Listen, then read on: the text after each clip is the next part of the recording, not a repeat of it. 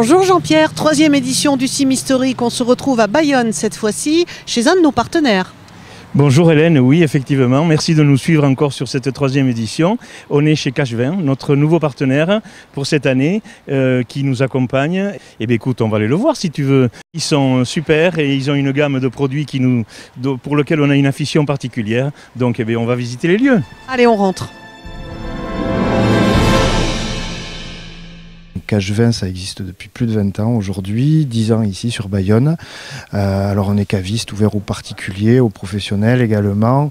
Et on trouve de tout chez nous, ça va du vin en vrac jusqu'au très grand cru, pour tous les budgets et tout le monde, professionnel comme particulier. Caviste aujourd'hui, c'est peut-être écouter les gens, leurs attentes, leurs besoins, pouvoir répondre à tout le monde, à tous les budgets, toutes les attentes, et que ce soit bon à chaque fois quand même. Voilà, le conseil c'est très important chez nous, et puis avec une gamme de produits, on a plus de 1000 références qui est assez large, quoi. Il y a de quoi se faire plaisir.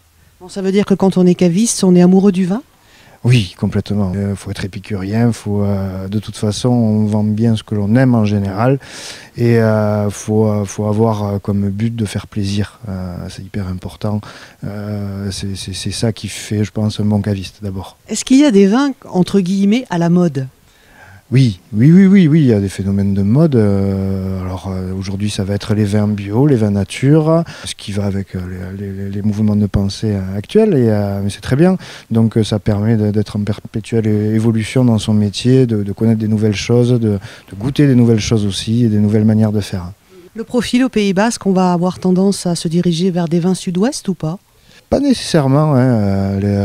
On a quand même un public qui est assez curieux. Alors évidemment, hein, il y a une grosse vente de vins de Bordeaux, mais ça c'est normal, c'est du fait de notre éducation. On a toujours été élevé avec ça, avec nos parents.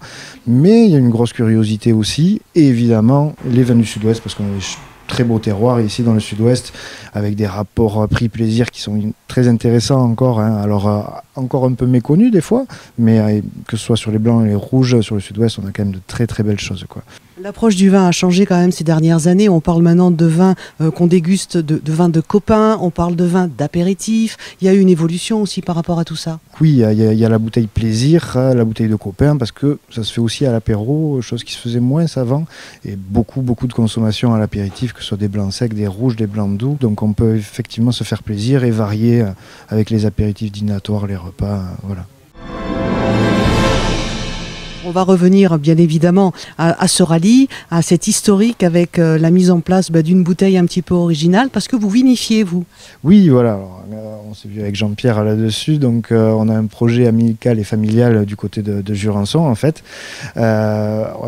L'histoire, c'est qu'on est des vignerons sans terre, on n'a pas de vigne, donc on achète des raisins à des partenaires et amis vignerons.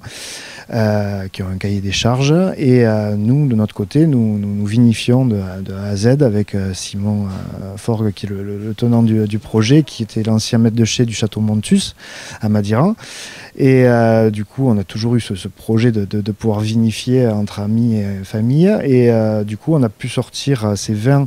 Alors nous on est très amoureux de notre région, hein, les Pyrénées-Atlantiques, donc nous on voulait vinifier nos terroirs, hein, les terroirs pyrénéens, et ça se découvre sous 2 gammes. Alors cap à cap, c'est des vins de partage, gourmands et rassembleurs, et les cuvées qui sont un petit peu plus puissantes, un peu plus chiadées.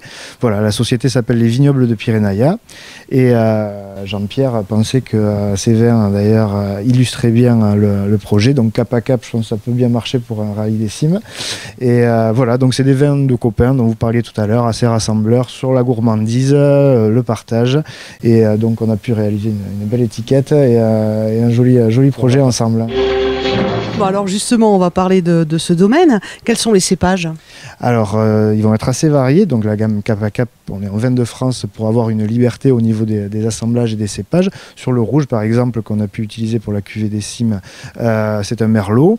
Sur le blanc sec, ça va être un assemblage assez inédit de sauvignon et de petit mansin. Sur le doux, ça va être un petit mansin pur. Sur le rosé, ça va être un merlot. Et après, on a ce qu'on appelle nos cuvées, qui sont plus traditionnelles, et encore avec un Jurançon sec qui s'appelle Kern, un vin de pays des Pyrénées-Atlantiques en rouge qui est un tanat pur qui s'appelle Estive, et une vendange tardive fameux Jurançon, des coteaux de la Chapelle de Rousse.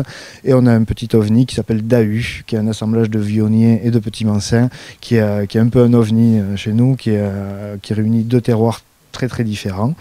Et voilà, donc ça fait depuis 2012 qu'on vinifie et ma foi ça se passe très bien. Les gens apprécient a priori et voilà, j'espère que ça va continuer comme ça. Souvent les gens pensent qu'une fois qu'on a vendangé les raisins, c'est plié entre guillemets. Non, il y a du travail vraiment toute l'année, que ce soit en élevage, en vinification, le suivi des vignes également. Voilà, donc c'est un travail quotidien et à l'année. Donc nous on est basé à Mazères, Lezon, au pied des coteaux de Jurançon. Et je vous invite d'ailleurs à venir passer nous voir. On vous accueillera avec grand plaisir. Bon, et nous, est-ce qu'on aura l'occasion de vous voir alors sur ce cime historique? Alors, a priori, on va essayer de passer faire un petit coucou quand même, hein, voilà, pour aller voir ça, parce qu'on aime bien ça aussi, nous, tout ce qui est voiture, et voilà, puis c'est un joli projet. L'envie de poser 4 roues un jour dans ces vieux chemins? On va peut-être pas, on est plus tracteur que 4x4. Bon, mais en tout cas, merci pour votre accueil, et puis bon vent à Cachevin alors. Ben, merci.